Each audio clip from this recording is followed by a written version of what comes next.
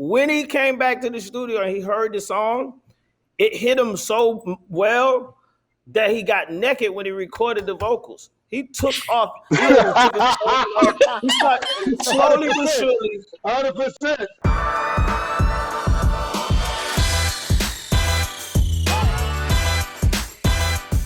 Hi everyone, this is Gail Mitchell, Executive Director of R&B and Hip-Hop for Billboard magazine, and we're here to chat with Grammy-winning singer-songwriter Usher, Grammy-winning songwriter-producers Jermaine, Dupri, and Brian Cox about an album that was pivotal in all their careers, and I'm talking 8701, released August 7, 2001, celebrating its 20th anniversary this year. 3 great singles off the album alone. You Remind Me, You Don't Have to Call, and You've Got It Bad.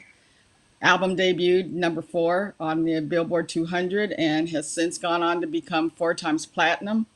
And the last reference I saw, it had sold 8 million worldwide back in 2010. So 11 years from that point, I'm sure it's sold way more than that. But without further ado, let's start chatting with Usher, Brian Cox, and Jermaine Dupri. I just wanted a brief overview first from you guys. How did this nucleus come together? Well, I guess. I was already working with Usher, I think, right? This was so me and Usher did My Way album, and then after My Way, it was a whole lot of movement going on. I moved from my home studio where we did My Way to my new studio, and I had started working with Bryan. I think Jagged Edge, right? I did Jagged Edge. We did with Jagged Edge album.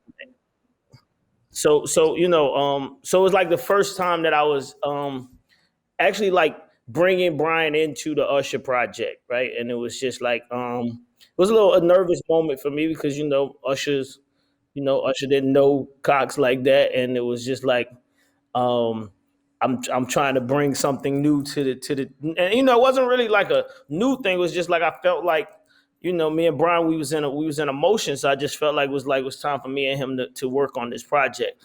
So that's basically how it got started. Usher came to the studio, and he and I started talking, and we started going over music and talking about the records and what the record would be. And I don't think we really had a real true direction in the beginning. Um, we had a lot of meetings. We went to LA's house and we had a meeting, and I think that night that Usher and myself went to LA's house and had this meeting, that's when we kind of got on this page of what I felt like 8701 started to sound like from my perspective. Usher, what was it like first meeting Brian? Were you aware of his reputation before Jermaine brought him on board? I had kind of really left it to Jermaine to, kind of spearhead, really the textures of where the album would go from the perspective of his production. And one other party who was involved in this was KP, and working with KP through My Way and also to 8701, which was, primarily for Aerosol. Was it LaFace at the time? It was LaFace at the time, wasn't it? Yeah, it was LaFace. So it was LaFace Records at the time with all the transitions that we went through. But nonetheless, no one man was an island in the idea. And I think, L.A. Reid was really trying his hardest to find a way to bring more of the culture of Atlanta into what we were doing. And I think JD was just ahead of the game and understanding, who was going to be next. And Brian Cox was already, kind of riven and doing his thing. So I didn't question it at all. But I think I was starting to feel a little bit more confident.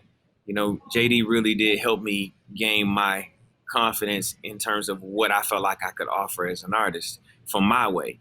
So much so that I was like, you know what, man, let's make an album called All About You. And we had this idea initially. Matter of fact, every album that we ever do, we'll have kind of like a working title. And then there's the title that we finalize it with. And All About You was the beginning of it. So we did all of these series of songs starting with You. And the campaign was to line all the U's up. You know what I mean? So that's why if you look at the album, you will see a ton of songs that start with You. That's really where that the basis of that came from. Okay, and Brian joining in. What was it like stepping in, kind of the new kid on the block? For me, it was really a dream come true. Like at the end of the day, like you grow up and you have people that you gun for. Like, yo, I want to work with this artist. I want to work with that artist. And ironically, we had worked on a Mariah song before, so it was like I was doing Jagged Edge with you, man. He called me to come down and start working with him. We was at the house doing Jagged Edge, and Oh then yeah, I forgot about the Right and he record. was like, I'm putting Usher on this song. And I didn't get a chance to meet Usher at that point. Like we did the song and then they put Usher on the song and I heard the song at the mix. And I was like, I'm one step closer. Because Usher really, I mean, ironically, he's my brother now, so you know. But at the time I was like, yo, he was the only artist I really wanted to work with. You know what I mean? Because I felt like outside of Jagged Edge, I feel like Jagged Edge and Usher were the two artists I wanted to work with because I felt like we were closer in age. I came up listening to the music. His first two albums were albums that were like literally the soundtrack to what was happening in my life. Like the first album, I was in high school, and we were around the same age. You know, he's talking the lingo that me and my friends were talking from an R&B perspective on the first album. The second album, I'm in college, and I'll never forget it. It was this girl at I went to Clark Atlanta University. There was this girl that lived in Beckwith that I was really, really trying to holler at. And I was calling on the phone. And this is when My Way came out. They was doing the samplers. Like they would give you samplers around campus. This before the album came out. So I remember calling this girl's phone and she had this song playing in the background.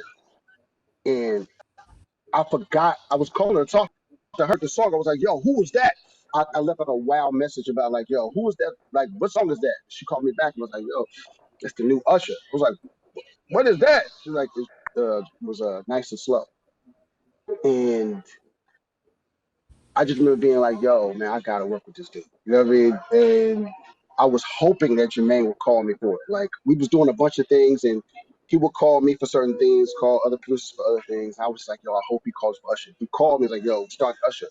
I was like, yo, let's go. And I always tell people I learned a valuable lesson about songwriting and producing. That first session, you did, you got it bad. Um, the songs and the conversations. The first time I ever sat around with people. I didn't even know Usher that well.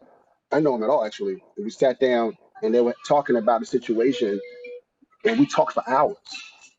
And in that conversation, Jermaine kept telling him, "You got it bad, bro." You know what I mean? And the phrase came out of that conversation. I was like, a light bulb went off. Like, oh my God, this is how you write songs. You know what I'm saying? Like before, making tracks, working with writers, but that was like, oh no, this is how you really write songs. And that's a lesson I live and die by right now, still to this day. So how long was this process? Do you guys remember? How long did it take to record the album? Do you remember offhand? Which one?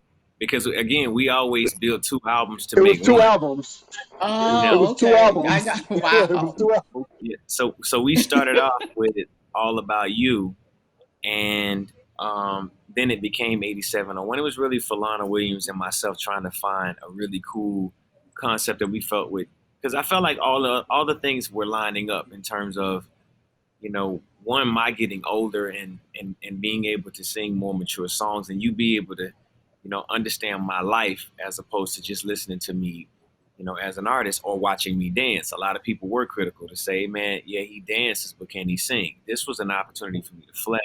And I was so adamant with LA Reid. I told him, nah, man, there's no way possible that I'm gonna work on my next album and Jimmy Jam and Taylor Lewis are not a part of it, because they've been such a staple in who I am as an artist, period. Like I was motivated by what they created.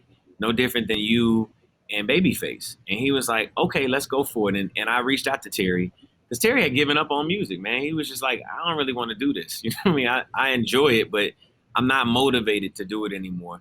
And I was like, man, just hang in there with me. I really, I believe in this. And y'all are everything to me. The nuance and the classic nature and the sophistication of your R&B needs to be a part of this album. me and JD and Cox, we got some incredible things, but I just don't want people to forget how important not only you guys are, but this sense of R&B, this type of R&B is, because they understood the show. They understood all of these other little nuances that I was looking forward to when I actually got on the road. Because by this time, I'm now performing. So now I'm trying to make records, and me and JD are coming up with remixes and ideas and thinking about the live performance. But the way they produced really did speak to that. And to be honest, it was really a gift from Pharrell, like to be able to give me that record, because I would have never thought that it was that matter of fact. I'll just go ahead and say this: I'm always the one who runs away from my hit, and they'll tell you this. I'm like, nah, I don't know if I really want to cut that. I don't know if it actually speaks to it's authentically who I am, and then I'll cut it and I'll be like, I love it, y'all was right. But again, everybody was bringing their best, and anybody who came into the house, they had to be able to stand up to the incredible work that we had already started, and it would have to only be an added. You could not come in and just, as JD said, just shuffle the papers and just get on, just Right. because you really had to work and push me as a vocalist and really show the the multiple aspects of who I was, not only as a performer at that time, but as a vocalist, and also to having things that people cared to talk about, because people didn't know much about me. You know what I mean? Okay, cool. So when did you know it was time to, okay, we don't need to record anymore? Does a bell go off, a gut check? We got these songs, let's pick from what we have. When did you know when to stop and start calling together 8701, the track list, I everything? think when L.A. Reid, when he felt like he got it, we rolled, and you know, I was kind of fighting it still. Like, wait a minute, I really do think that You Got It Bad is my first single. He's like, nah, there's this kid Butter out of New Jersey that Mark Pitts brought in, and of course I knew Mark from working with Puff, but I hadn't seen him for years. So Mark brought this record, You Remind Me, and I was like, yo, I don't mess with this record. I don't want to do it. So I had Terry listen to it, and Terry was like, yo, man, you should cut the record. And I was like, well, I'm not gonna cut it unless you cut it with me. You know what I'm saying? So he came and he cut the vocal, and it became what it was in history. But You Got It Bad Hmm. still reigned as one of the most successful records of the album. And I was like, LA, I'm banking on this. I'm telling you, this is the record that's gonna be the one that really opens it up. And I mean, outside of what You Make Me Wanna was and Nice and Slow and all of those other songs were, this was another moment that pivoted. Like, that was a huge pivot for us as Okay. a production and vocal and artist team.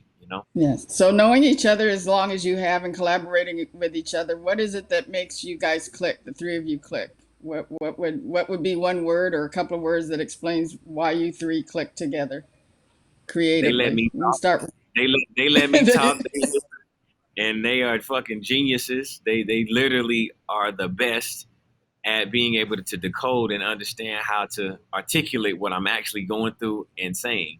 And then a lot of it is just, that we're brothers. Like, we really have a code of honesty and a connection that's vulnerable enough to say what we are in our lives. And from that, there are conversations to talk. There's subjects that happen that the rest of the world can relate to, because everybody's kind of going through similar things. That's from my perspective. Okay, Brian. Um, I think that it's proper synergy. Uh, to piggyback off of what Usher says, like it's been over 20 years now, and we know each other very very well, and I feel like we have transparency. We're very transparent about what's going on in our lives, no matter what's happening, right? No matter where we are, when we're in the room together, we're completely transparent about what's happening. And I feel like once you have those guards down, a lot of times artists, if you don't know the artist, a lot of times they have their guards up, and a lot of times as a producer, you have to kind of dig in there and try to make them feel comfortable to let some of the guard down so you can understand what they want to say. Um, I think with Usher, with us, it's so transparent that it doesn't even, it's second nature to us now at this point. You know what I mean? I think that um, when you get to a place with artists like that, that's some incredible, like just incredibly beautiful shit. You know what I'm saying? Because we don't have to break down no barriers. It's just JD starts talking, Usher starts talking, we start talking, interchanging whatever's happening in our lives, and the shit turns into something. You know what I mean? Because we're so transparent with each other. And JD? I think just like they said, echo what they saying, and then the realness of it is the actual bulk of the whole piece. Um, we actually write real stories.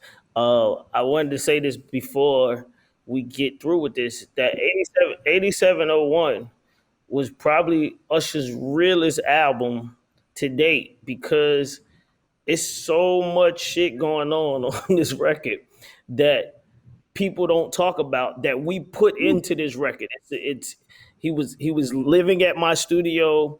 He had a girlfriend staying at the Yeah, studio. He yeah, was this shit was so wild, right? Like when I think so about it, and we was crazy. writing all of this is in the music. If you listen to this record, you can hear it. I'm calling my driver, telling Glenn to come get the girl out the studio. Like that whole album is just like it's Usher's real life and real shit just happening left and right. Even when we did U-turn, like we stood in the studio and we actually was dancing. We didn't make we Make the didn't dance up. make a song and not have the dance. We was literally in there dancing and trying to figure out how to make a dance called the U-turn, and we was dancing, trying to do this, and it was just like it's just the realness, like it's a and then the dream of us trying to make big records. From day one, Yeah. when Usher first came to me, he told me he wanted to be the biggest R&B artist in the world. He wanted to be where Bobby was at, and da da da da da. And I feel like we just stayed on that. Especially with 8701, we went. This is the first time me and Cox did a record with Babyface.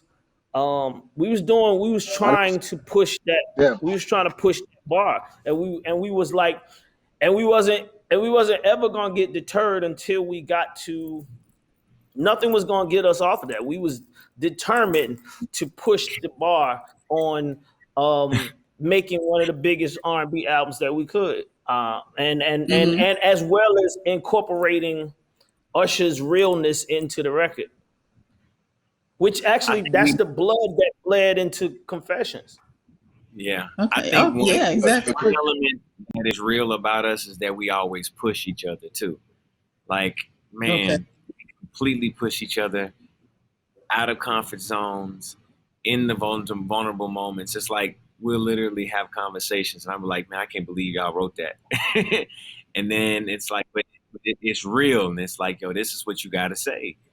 And sometimes it's very hard to articulate it. And even with regards to working and collaborating with other people, I remember JD was like, "Why you want to go to LA? We don't record anyway." He had like this phobia of leaving the studio. He's like, "We don't record out of LA, out of Atlanta. We do not record out of Atlanta." And I'm like, "Ah, JD, let's just try, man. Let's just." But that end then led into the next album, because then we went out to Los Angeles and we created incredible records for Confessions. But we did amazing ones Yeah, for 8701 too. But it was Exactly. again pushing each other into that discomfort to say, hey, look, let's grow. Let's continue to push the envelope. I would offer them what I had saw when I went out on the road and toured. So I was always trying to get JD to leave the studio and come. I was like, come on the road with me, man. Just I was always trying to get JD back like I originally saw him with Chris Cross. You know what I'm saying? Like, yo, come on out here with me, man. You know? Oh, that's so funny. It's interesting. Yeah, I was looking at your face, Usher, when JD was talking about what was going on in the studio. So that you guys had a great time. I can just tell. I can just tell. Great and bad, So because some of it was yeah, great toxic, and some of bad. it was good. You know what I'm saying? But he was there to document and capture all of it, man. Okay. yeah. Yeah, like So for the record, "You Got It Bad" is a real song. It's A a real song that situation. no, A no, real it's one of thing. my Remember, faves. Skeeter came to the studio, and it was something, because we always are listening to where the conversation in the world is too, right? And we were still Hmm. on this Yeah, kick of you know what I'm saying? So it's like, yo, he was like, man, you down. Somebody was saying down bad, or either like And Skeeter kept saying, "Man, you got it bad or something." And we was like, "Hey, man, that might be it right there." Wow, it Yeah. Yeah, comes like, from everywhere. That's cool. but like you could, I saw Usher doing everything that happens in that song. Like that song um, was not like it wasn't like I was sitting there just like making up stuff. It was actually a fast song to write because Usher was in the studio recording, and this girl kept calling his phone while he was in the vocal booth, right? And it got to the point where it was just like he was trying to talk to her, he was trying to work, and we made Usher leave. He left the Yep. studio. Yep. He left the studio. When he left the studio and he called back to the studio to see what was going on, I said, I got it. When he got back to the studio, he heard the song. And that's what I'm saying. The whole his whole activity inside that, like the line where it say when you hang up the phone and you call right back, that's real. Right. Yep. Like that's what was happening. I was seeing this. Like they was hanging up on each other and then the phone will ring again. I'm like, what the fuck is this? Like, what's going on? Like, everybody has their own like Yes. life, but sometimes people just like, you in the studio, somebody you trying to not pay attention to they real life. I was not trying to pay attention to his real life, but I mean, it's hard when it's like we're looking in this glass, trying to talk about vocals, and you supposed to be singing, and all of this activity is happening. So that's what I'm saying. So for anybody that watches this and any young writers and producers out there, just know the words of that song are realistic to the point of what was actually happening to this man as far as what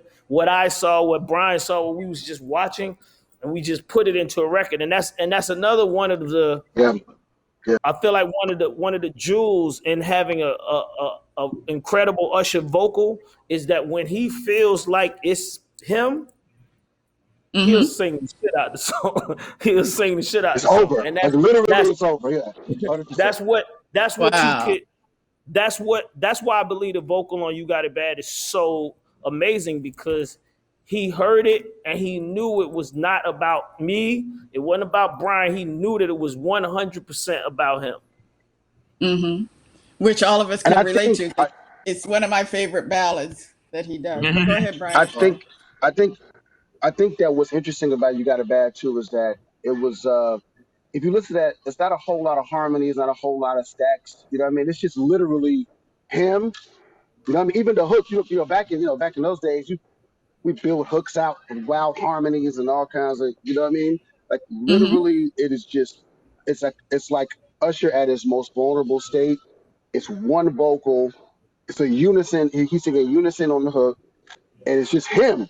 You know what I mean? Like emoting, and like you said, like JD said, like once when he relates to it, is It's like And done. that. You know what I yeah, Yeah. and mean? by the way, I'm gonna add this last little part. I'm gonna leave it alone. When he came back to the studio and he heard the song, it hit him so well that he got naked when he recorded the vocals. He took off. He took his shirt off. He slowly but 100%. surely. Listen, 100%. I walked out of the room for anybody that's heard, but he slowly but surely started taking off more and more clothes as he was singing this song, and I'm like, what the hell is going on? And like this song was, I'm telling you, we done recorded a bunch of records. This the one record that Right. this guy did this with this song, and it just felt like he wanted to. I don't know. It just felt like he felt this song so much. Like Least. All the way down. even when I hear the vocal to this day, I'm like, this guy sung this song so well because He it sang the was fuck out of that song. 100% what he was going through. You know? Right. Yeah. You got it to the bare essence, huh, Usher? Yeah, man. Well, thank you all very much. This has been a very illuminating and insightful chat.